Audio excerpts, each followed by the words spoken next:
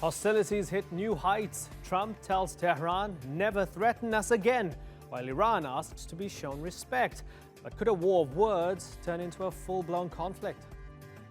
I'm Imran Garta, and today's newsmaker is the growing tension between the US and Iran. For decades, the governments of Iran and the United States have had little love for each other. But under Barack Obama, relations were improving. A historic nuclear deal was signed, and the once fiery exchanges between the two were toned down. But today, under President Donald Trump, things have taken a dramatic turn towards confrontation. His administration pulled out of the nuclear deal, then accused Iran of planning an attack on Americans in the Middle East, and then boosted its military presence in the Gulf. Now some are fearing a full-blown conflict could be on the cards. One nearby nation watching on and feeling uncomfortable is Iraq. Not only does it have thousands of US soldiers on its soil, it's also home to powerful Iranian-backed militias. Baghdad has sent a delegation to Washington and Tehran to try to ease the tension. Will they succeed, or could the US really be prepared for war? Haider Abbasi reports.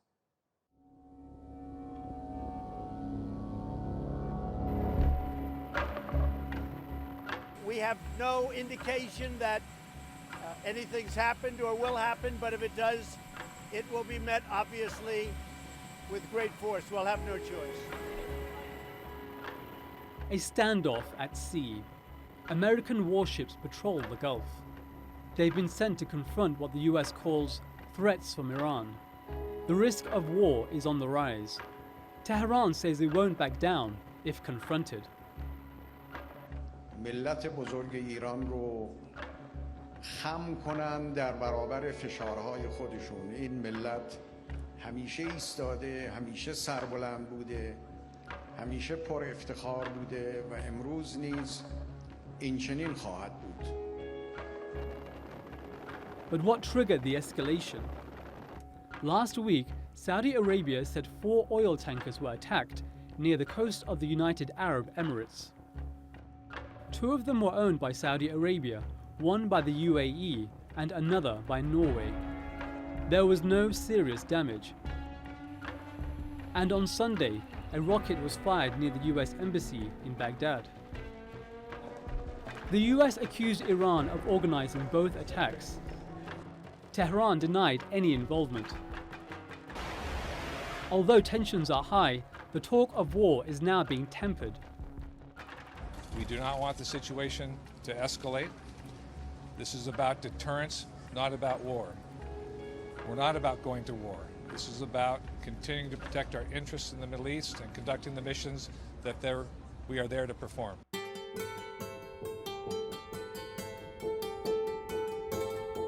The US has gradually become more hostile towards Iran. Last year, it withdrew from the nuclear deal made between Tehran and several world powers. In 2015, Iran agreed to limit its nuclear program. In exchange, economic sanctions would be removed. Sanctions had crippled Iran's economy. From 2012 to 2016, it lost more than $160 billion in oil revenue. But after the nuclear deal, Iran was able to sell oil and gas again and had $100 billion in assets unfrozen. But President Donald Trump has reimposed the sanctions, and Iran's economy is suffering again. It's in a deep recession, and the currency has lost 60% of its value. A year after the US left the nuclear pact, Iran said it was also withdrawing from parts of the deal. President Hassan Rouhani imposed a 60-day deadline to salvage the agreement. He wants European powers to protect Iran from US sanctions. In April, the US designated Iran's Revolutionary Guard as a terrorist organization. This would allow further financial penalties to be imposed on Iran. The US and Iran both say they don't want war. But as Washington continues to deploy its military to the region, and Iran keeps threatening to restart its nuclear weapons program, do these actions speak louder than words? Haider Abbasi, The Newsmakers. Well, joining me now in Boston, Massachusetts is Eric Caron. He's a former U.S. special agent who had worked in the Department of Homeland Security and with Interpol. And in Tehran is Iranian affairs analyst Saeed Mustafa Hoshcheshim. Gentlemen, thanks for joining us. Mustafa Hoshcheshim, let me start with you. So Trump's tweet, if Iran wants to fight, that'll be the official end of Iran. Are you taking the U.S. president's words seriously? Hello, thanks for having me. Well, good question. As a matter of fact, Donald Trump is trying to raise the stakes, and it's not just the words by Donald Trump, but the United States Army has been making increasingly reckless and risky moves all throughout the last week in the region, in the Persian Gulf, and in Iraq.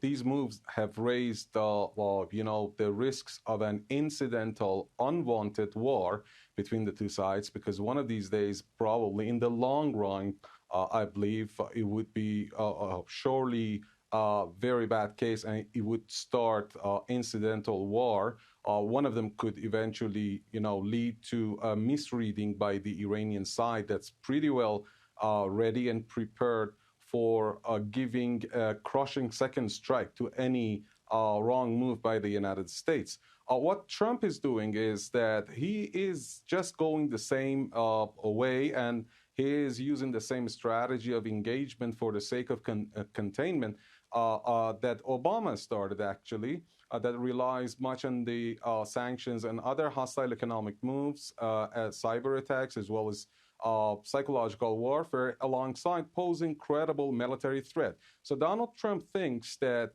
he has not exerted enough pressure and threat to Iran to make Tehran change its calculus and go to talks with the United States. And he hopes that if he convinces Tehran that he is not bluffing about war, then Tehran would change its calculus. But this is a wrong strategy. To wrap it up in one sentence, I should say that irrespective of what Tehran thinks, Tehran is very much resolved not to take part in talks, no matter the reality of the threats that are given by Donald Trump. Yeah, Rouhani saying the time is not right to talk. Eric, who is provoking whom? Is it the Iranians or the Americans? Thanks for having me, Imran. Listen, the president sees the threat matrix every day, referencing Iran, and he sees that the Iranians are increasingly acting aggressively in the region. They've been doing this for more than a decade, and he understands that Iran is a state sponsor of terror.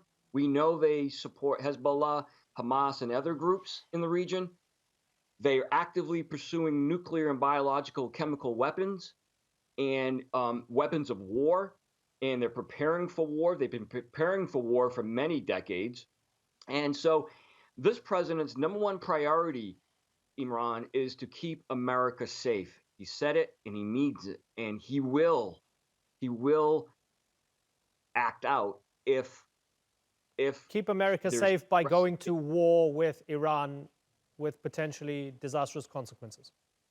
The president is determined not to go to war. I think he wants to get people out of wars, our military out of wars in Afghanistan and in Iraq. He's bringing down the force level there.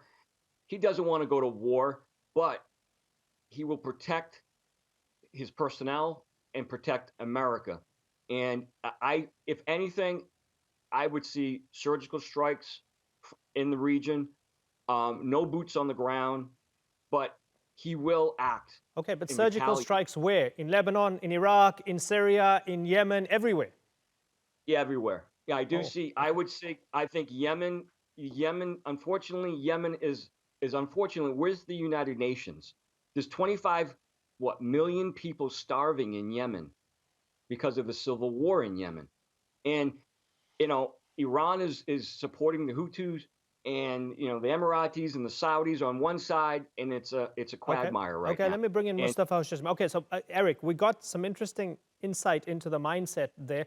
Mustafa Hoshcheshim, you've got somebody supporting what the president's doing here, and he's not saying it's a game of chicken. He's not saying that Trump is bluffing. He's saying Trump is prepared to do what's necessary because the Iranians are a real threat. Mustafa Hoshcheshin, respond to that. Well, that's the theater. You know, before providing you with your response, I need to say that if I'm not mistaken, your other guest from Washington claimed that Iran and its allied groups are using biological and nuclear weapons, or they are threatening to do so. It's not bad to remember that Iran has never ever gone that way. That has been, you know, endorsed by IAEA. The possible military dimension case was, dismissed on the eve of the nuclear talks and the deal between Iran and the world powers.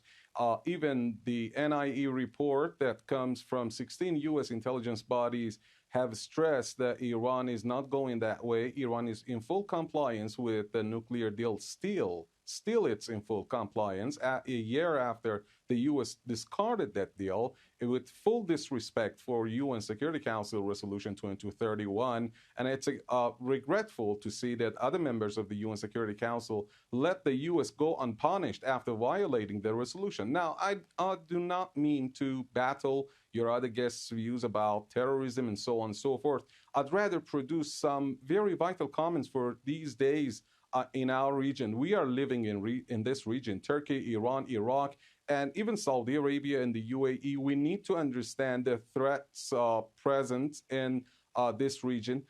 We do not believe that Donald Trump is preparing for war, but he is trying to play an act that's more probable. That's possibly because that's the reason why he employed, John Bolton since day one that he called him to office in order to convince Tehran that this is a copy of the same Iraq invasion in 2003. Okay. And his efforts to establish a link between Iran and Al-Qaeda to make use of the Act on Use of Military Force of 2001, these are all done in order to keep Iran under suspension, concerned about the possibility of an imminent war. But I do repeat this, that these are hazardous gambling, this is gambling done by Donald Trump, because now the risks of incidental war are higher than ever, first. Second, he is gambling not out of his own pocket, but out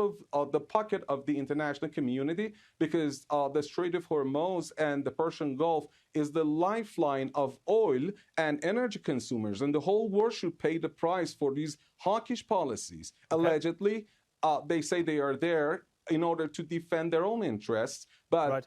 This is a hawkish and warmongering offensive strategy adopted by Trump, done through so-called defensive tactics. Okay, Eric Karen. So while Bolton might be quite excited about the possibility of conflict, he seems to be the one pushing for it. We've seen and heard the acting Defense Secretary Patrick Shanahan say that, well, the potential of attacks has been put on hold by U.S. countermeasures. Is that really the case, or is the U.S. just now sort of walking it back and dialing it back a little bit now? Because the president had his say, Bolton had his say, and now the acting defense secretary has to make sure that nobody does anything stupid. I think, you're going to see some push and pull from the administration. You're going to see the president, as the commander-in-chief, says, I will take action. His diplomats on the ground will try to resolve this diplomatically, because nobody wants war. But we cannot allow this aggressive behavior that we saw in the last week or two from the Iranians in the Straits of Hormuz, in Fujairah, where the attacks on the oil tankers, the attacks in the oil fields in Saudi, and these missiles that dropped near the U.S. embassy in Iraq. That's all being led by the Iranian regime. And I'm hearing information that the Iranians are communicating directly with Hezbollah and commanding them and telling them to attack U.S. interests. And so if the president is determined to keep us safe, and he's telling his diplomats on the ground, hey, work this out as best you can. We do not want war. We want to trade with the Iranian government, but we cannot trade if there's war, if there's conflict in the region. But that's what Barack Obama was trying to do with the JCPOA, right? And Trump pulled out of it. Yeah. Obama wanted to trade with the Iranians. Trump came in and said, why are you giving these guys $100 billion? They don't deserve it. Well, it's an interesting point. I'm not privy to all the information and intelligence, the updated intelligence that the president's been receiving over the course of the last year. But he made that determination based on the information that he's seen that it wasn't a good idea. That deal was not a good deal. And Okay. he's keeping the international pressure of embargo on the Iranians to try to squeeze them more. And I think it's having an effect. Mustafa Hoshcheshem, it's not very often that an American audience gets to listen to somebody coming out of Tehran. And this is an international show with an international audience. Before I say goodbye to both of you, Mustafa Hoshcheshem, what's your message to the American people? Well, first of all, last week, Israeli premier had a meeting with his intelligence bodies and chiefs, and they ensured him that Hezbollah missiles have not been pointed at Israel at present. That's why he transferred that to Pompeo, and that's why the Israelis, unlike any other time, they are not raising, they are not trying to escalate the tensions by posing threat to Tehran. The message here is that the Europeans are also going a wrong way by threatening Tehran. They want to raise the price for their mere verbal political support by threatening, at least Britain is doing so, by threatening to join the United States. They should understand that Iran has changed its strategy. Tehran's new strategy that started a couple of months ago entails incurring costs through reciprocal moves to anyone that takes hostile action against Iran, and not just in the military field, but also towards the Europeans that have remained inactive and indifferent to their obligations under the nuclear deal. So they need to make sure that what Iran has said about modifying its JCPOA undertakings, these are not just some separate, reactions. They are only a very small part of Iran's new strategy. Iran is not going to initiate war, but something that Americans have to understand is this. Tehran sees the situation as such. Either there is no war or there will be full-scale war. Any limited action, surgical operation, or one single strike on Iranian army, IRGC, or tankers or vessels anywhere in the world would be reciprocated with a maximum power crushing response. And they need to understand that they may not change Tehran's strategy, and they should wait, both Europe and the U.S., they should wait for, Tehran's reciprocal moves to incur costs on them. And Iran has a variety of instruments and options to do so. One is only the military option. There are many other options available to Tehran. Okay. Mustafa Hoshcheshem and Eric Karen, good to have you on the program. Let's broaden out the discussion now and bring in three new guests. In Washington, D.C. is retired Brigadier General Mark Kimmitt. He's a former U.S. Assistant Secretary of State, and he served in Iraq during the war. Also in the U.S. Capitol is Iranian-American journalist Negar Murtazavi. And in Berlin is Ali Fatullah Nejad. He's a visiting fellow at the Brookings Doha Center. Good to have you all on the program. General Kimmitt, as we heard from Mustafa Hoshcheshem, he said from the Iranian perspective, either there's no war or there's a full-scale war. One such full-scale war that we saw in 2003 was the war in Iraq. Are we seeing similar echoes now to what we saw in the build-up to the war with Iraq? Well, I really don't. I think what you're seeing for the last few days here in Washington, D.C. is significant congressional concern about the administration policy. I think, unlike 2003, the United States Congress will be a significant check on any ambition that John Bolton has with regards to his policies towards Iran. It's often said that history doesn't repeat itself, but it does rhyme. I am seeing some rhyming aspects to this, but in general, I don't see this as very, very close to what happened, nor do I expect the same outcome as happened in 2003. Negar, is this a game of chicken? Well, I think there are some parallels to 2003. First of all, John Bolton is back in power, and he's been laser focused on this attacking or regime change policy in Iran. This is still his goal, although it's not the president's goal. And also, we hear all this talk, like your previous guest was saying, of Iran trying to pursue nuclear weapons, which is incorrect. the talk of trying to connect Iran to al-Qaeda, which is also incorrect, and also this type of discussion of the intelligence or a misrepresentation of the intelligence that seems to be happening again by the administration, which was similar to what happened in 2003. I don't think President Trump wants a war with Iran, even if military conflict. He doesn't want that. He's just trying to use the strategy to pressure the Iranians, to bring them back to the negotiating table, as he said, and then get a new, better deal, what he called it, with the Iranians. But I just think this is not the type of strategy that would work on the Iranians. He's tried it on North Korea. He thinks it would work on the Iranian leaders. It's a very different situation. They're very different leaders. They have very different outlook on the U.S. and on the world. And I just don't see the strategy going the direction that the president wants. Okay, and Ali Fatullah Nejad, in which direction will it go? Well, that's a good question. What we've seen this month is a game of brinkmanship between the U.S. and Iranian sides. So both sides try to signal to the other side the heavy costs of a potential military confrontation.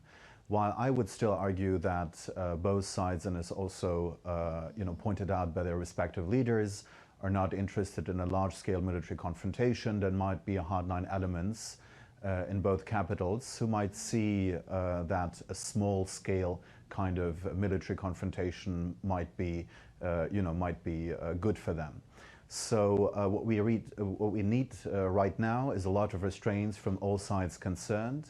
After both sides have actually put their cards in terms of what the actual cost of a real military confrontation would be on the table by various moves over the past few days and past few weeks. General Kimmitt, as someone who was in the system, when the State Department orders a number of its, quote, non-emergency personnel in Iraq to leave the country, would that be based on a tangible threat? Or is there a possibility that this is just part of the symbolism and the game playing that's going on? Well, I just got back from Iraq 2 days ago. I was in Baghdad when that was announced. I think a better characterization of what happened there is that they were lightening the load inside the embassy so that if in fact an actual evacuation needed to come about because of the types of activities that we saw either sponsored by or supported by Iran, such as the rocket strike that happened, I think they realized that they needed to get rid of about half of those people so that they could actually conduct an evacuation in extremis quickly if it came to that. I would not misread too much into that ordered departure. Does it seem natural, Ali, that the Iranians would look at Hashd Shabi and some of their other assets, if you like, in the region as potential tools to attack the Americans if the Americans are threatening them? Well, absolutely, but this is in line with the Iranian defense strategy, the deterrence strategy. So it's clear that what we have heard from Tehran over the past few days has been a lot of threats that Iran might activate all those regional proxies it has against U.S. interests in the event of a war. So I think this is, business as usual in terms of a kind of psychological warfare. But of course, if things do escalate, we'll see a region on fire. But I think that amid this kind of war of words that we've seen recently, over the past few weeks and days as well, we've also seen some kind of signs that some kind of diplomatic outreach might be possible, starting with Foreign Minister Zarif's visit to the United States, where he actually tried to very clearly reach out to President Trump himself, operating him out of the rest of the White House and saying that he might not be interested in war and might be interested in talking to Tehran. And for Tehran, I think the U.S. sanctions will make it almost impossible to exit the deep economic crisis at home. But what Iran is trying to do right now is to regain the kind of leverage it had years ago by revitalizing parts of its nuclear program so it can engage diplomatically with the United States, not from a position of weakness. But Ali, also we've seen that countries like Oman have also seen a lot of diplomatic activity as well. Yeah, sorry to interrupt you now, and I want to go into the diplomacy in a second, but I want to pick up on something you said there, Ali. The fact that they might want to sort of revive parts of the nuclear program. Now, that doesn't necessarily mean that they're on a path to a weapon, right? But that would be a tremendous gift to the Trump administration, wouldn't it? Because they'd say, look, they want nukes. We need to go and take them out immediately. This is an imminent threat now. Well, I mean, first of all, you're right. We're just talking about low enriched uranium for now, so it's very far from weapons-grade uranium enrichment. But if Iran continues its kind of strategy, a gradual reactivation of its nuclear program, and with the 60-day ultimatum posed on the Europeans to deliver the economic dividends running out, we might see more steps in terms of this re-energizing of the nuclear program. And at some point, the threshold might be crossed, so that we might see actually a new nuclear conflict, as we had a decade ago. And this would be very difficult for Europe in particular, because it would really make it hard to continue the kind of diplomatic and political support that Iran has received so far. Negar, are we ever likely to see the Iranians go, okay, we're in a bit of trouble here, let's dial back our support for Hezbollah, let's dial back our support for Assad and the Houthis and so on, because we don't want the Americans to attack us? Or is that an impossibility?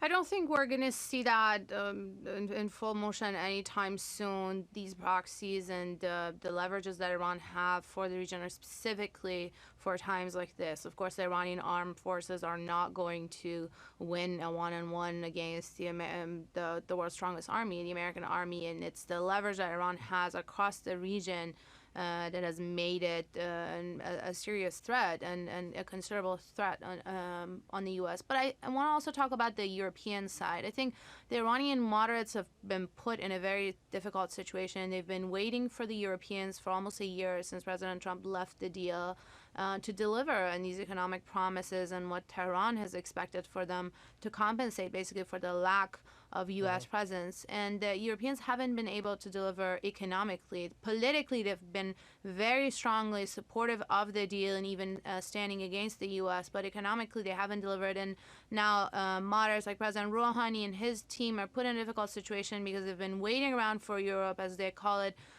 with these statement therapies, just political statements, but no real action that has been seen on the ground in Tehran economically. So I think this was probably the only course of action that Iran could take to try to put some kind of limit or a threat on Europe to deliver on these economic expectations. Yes, the European leaders have said that they want maximum restraint, and they've issued the sort of traditional boilerplate condemnations, and they don't want trouble and they want peace. General Kimmitt, who is capable of mediating between the United States and the Iranians? Is it possibly the Iraqis, because they have the most to lose when it comes to this? Well, look, the back channel traditionally has been the Omani government, but I see also that the Qataris have been volunteering their services, and as you say, the Iraqis have already made an outreach to both sides. But listen, one thing I think it's important to note, we keep talking about if there's war. What we're really talking about is if there's a military component to war. The two countries are at war right now. Economic sanctions are a form of warfare. The diplomatic withdrawal from the JCPOA is a form of warfare. Clearly, these types of programs, and what we're seeing in the press, is a method to manipulate public opinion, which is a form of warfare. So I think it's important to note that, in fact, one could say these two countries are already at war. Now, what's only being discussed here is whether that war is actually going into the combat realm rather than the other realms where it's going on now. Right, and to that point, General Kimmitt, has it been reckless of this president to send aircraft carriers to Iran's doorstep, right? Everybody's talking about, oh, well, we don't want an accident to happen. I guess it will be an accident if the U.S. bombs Denmark out of nowhere, but if you've sent an aircraft carrier to a country's doorstep, you have in some way declared war, haven't you? No, let's be very clear. Since 1979, the Carter Doctrine has said that the United States will have an investment in the region. We've been putting aircraft carriers in the Persian Gulf since 1979 and beyond. The fact that it's happening now should not be seen as provocative. And again, on this issue of provocation, I think what's very much in John Bolton's mind is take a look at what happened in 1988 when the Americans started putting the Pershing II missile inside of Europe. That was seen as a tremendously provocative activity, which was going to cause the Soviet Union to conduct preemptive strikes. That simply didn't happen, and I think that's the calculus that this government is using, is that everybody can wring their hands about provocation, but sober minds on both sides are going to understand the messages that are being sent and are going to take the appropriate action in response to those messages. Ali, do you agree with General Kimmitt that it's not quite the provocation that the Iranians take it as? Well, I mostly agree. I also think that there has been quite a media hype about the military build-up by the United States. Although, one would hope that sober minds on both sides do understand the kind of, steps that is taken by them respectively in this game of brinkmanship. We cannot exclude the possibility of miscalculation. However, I think that we will not see any more kind of games in this kind of brinkmanship, and we'll see more, efforts and, the urgency of diplomacy, and hopefully we'll move into this direction. Nigar Murtazavi, tell me about some of the conversations that might be happening in Washington right now. Is there a war fever?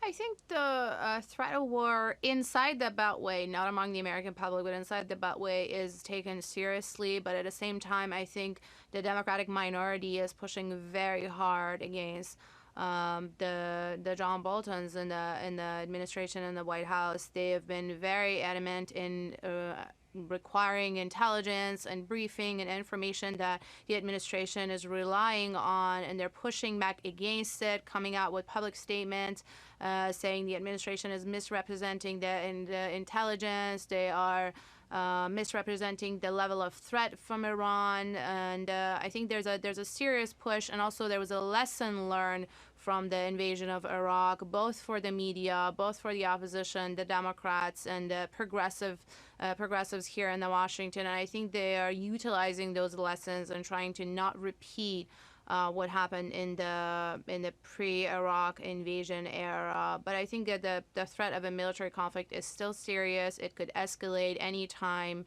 very easily. Accidents can happen in the region, and that is understood both in Tehran and in Washington. General Kimmitt, as somebody who served as a brigadier general, as somebody who was involved in the Iraq war, to those viewers of ours who might be watching in Iran, who believe that the U.S. is hell-bent on invading and destroying their country, what's your message to them?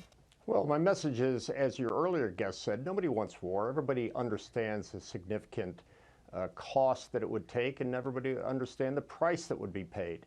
So I think the important thing for the people in Iran to understand is if a rocket is fired again from East Baghdad into the American embassy compound and 12 or 15 Americans are killed because of that rocket attack, you are inviting the United States of America to use its full force and military might against you. So let's all be cool, let's all be careful, let's make sure our leaders don't do anything provocative. The United States Congress is providing oversight on this president to hold him back, and we would hope to see that same restraint in Iran. Mark Kimmitt, Ali Fatullah Nejad, and Nigar Murtazavi, good to have you all on the Newsmakers.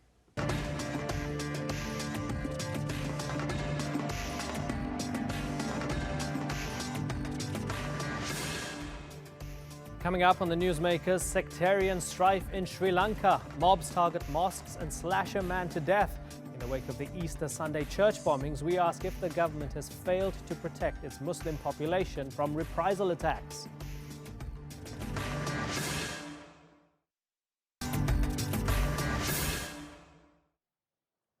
Muslims in Sri Lanka say they're living in fear. Mobs have vandalized mosques, burnt shops to the ground, and targeted anyone they believe is Muslim. The government responded by declaring a temporary curfew.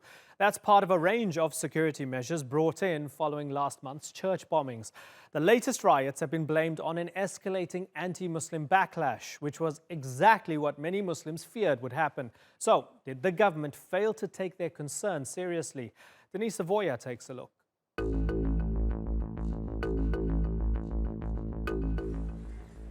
Mosques damaged and shops destroyed. Last week, mobs moved through towns in Sri Lanka, throwing petrol bombs and ransacking Muslim-owned businesses.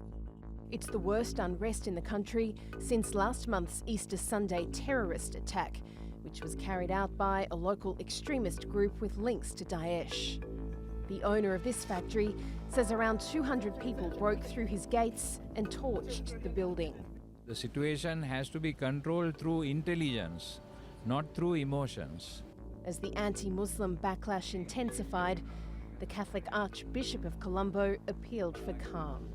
Please ensure that you do not do anything that is against unity and peace among people in this country. This small group must stop the dangerous game they are playing against the lives and property of innocent people. But with police seemingly unable to stop the violence, the government placed a temporary ban on social media sites and messaging apps and implemented an overnight curfew. රටපුරා ඇඳිරි නීතිය පනවන්ට අපි ආණ්ඩුව හැටියට තීරණය කරා. රටේ සාමය බිඳ දමන්නටත් හදිසි නීතිය ඇඳිරි නීතිය කඩකරන්නට විරුද්ධව දැඩි පියවර ගැනීමට සම්පූර්ණ බලතල ආරක්ෂා අංශ වෙත මම බාර දී තිබෙනවා. එබැවින් නීති ආරක්ෂා කිරීමට ආරක්ෂා අංශ සියලු පියවර ගන්නවා. ඒ නිසා සාමය ආරක්ෂා කිරීමට පොලිසියට හා ආරක්ෂා හමුදාවලට උපරිම සහාය ලබා දෙන මෙන් මම ඉල්ලා සිටිනවා. ස්තුතියි.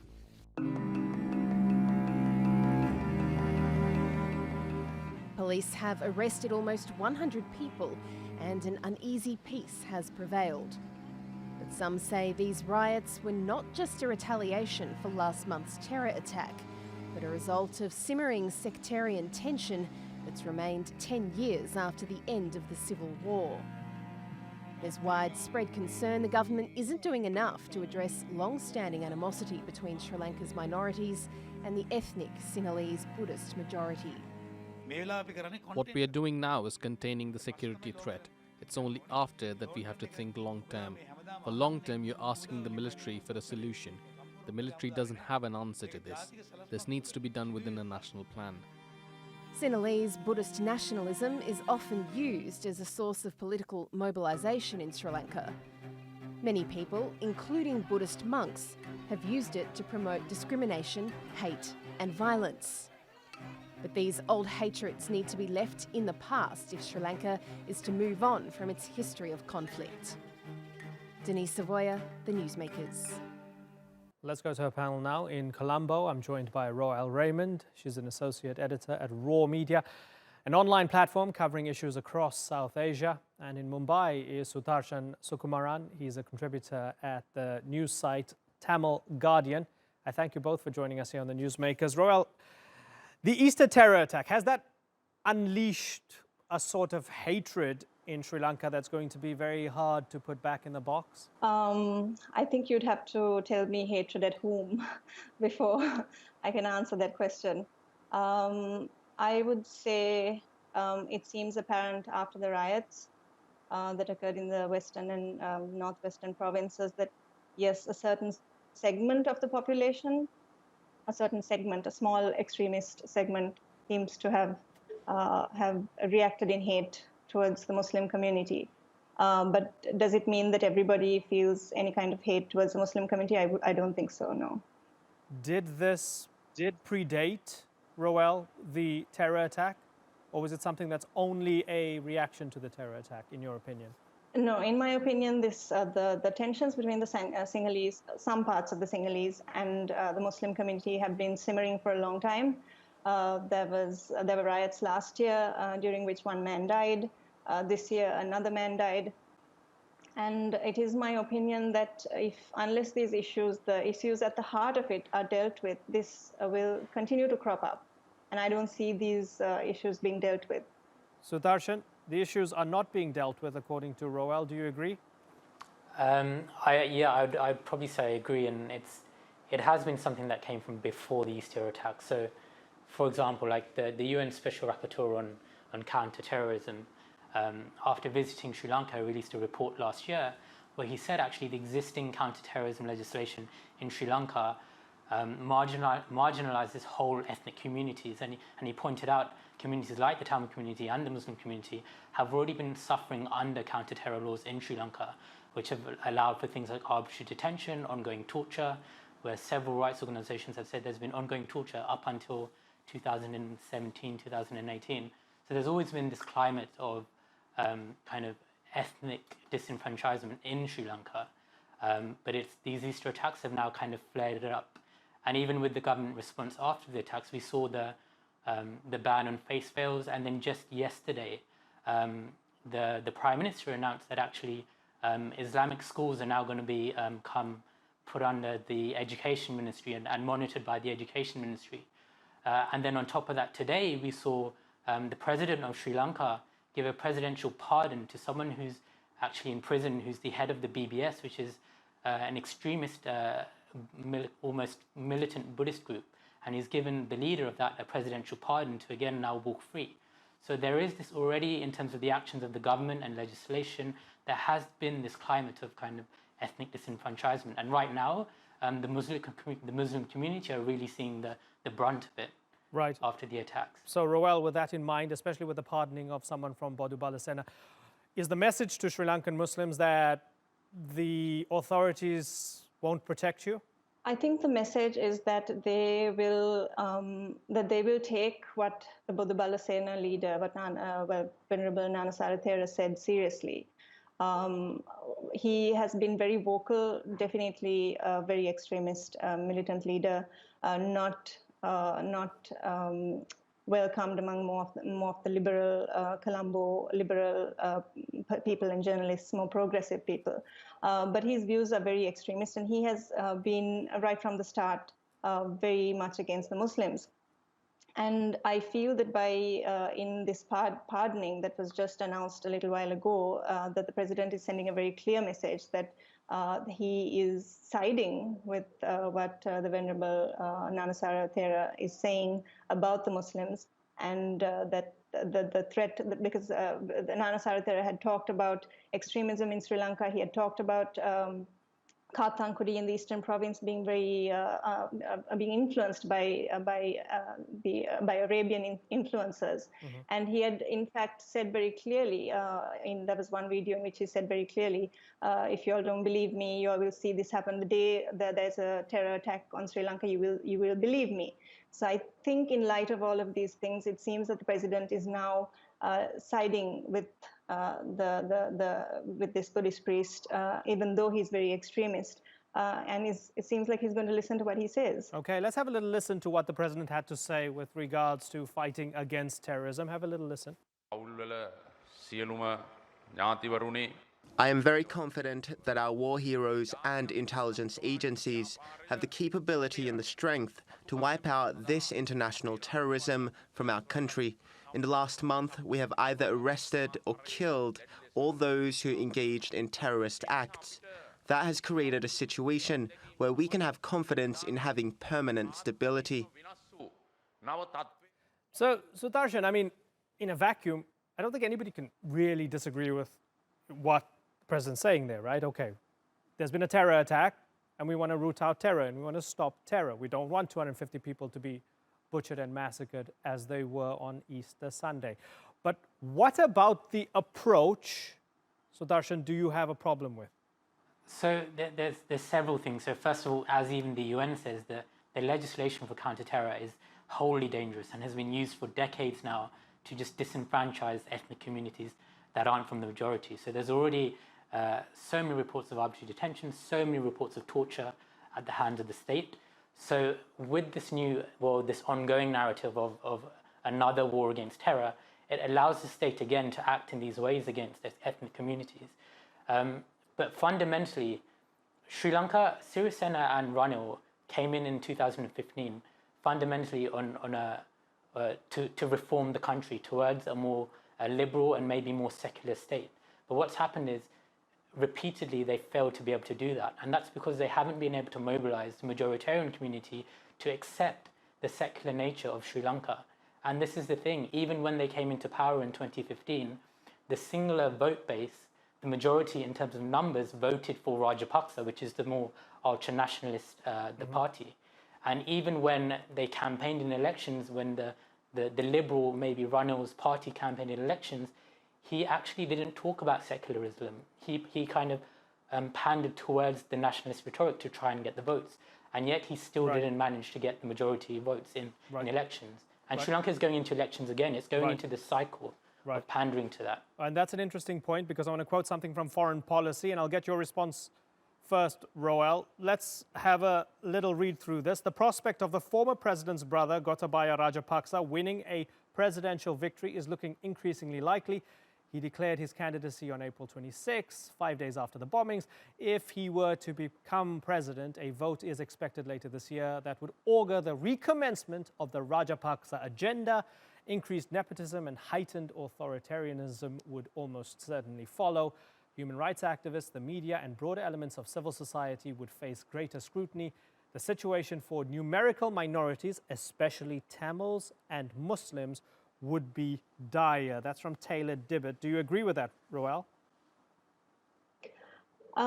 Yes, I do. I can't say that any of us in the media fraternity are excited about the prospect of any of the Rajapaksas coming back into power. A lot of us worked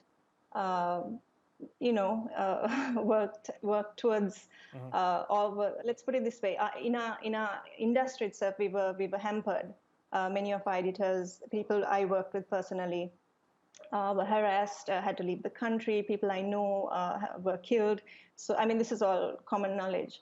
I can't say that I'm looking forward to it personally, but I do know that many people who weren't for the Rajapaksas, who actively voted against the Rajapaksas in 2015, given the current climate, given the fact that they're now fearful, given the fact that they're now thinking in terms of national security, suddenly Gotabaya Rajapaksa and the Rajapaksa seem to be very suddenly seem to be an acceptable proposition to many people. I was surprised by the change in opinion, because they do feel that the Rajapaksas would be able to fight back in terms of military, in a military context against terrorism. Well, close advisor and spokesman for Gotabaya Rajapaksa, Melinda Rajapaksa, was booked for this very program. Unfortunately, he pulled out at the last moment. Sudarshan, because you were appearing on the program. He refused to appear on the program because you were sharing a panel with him.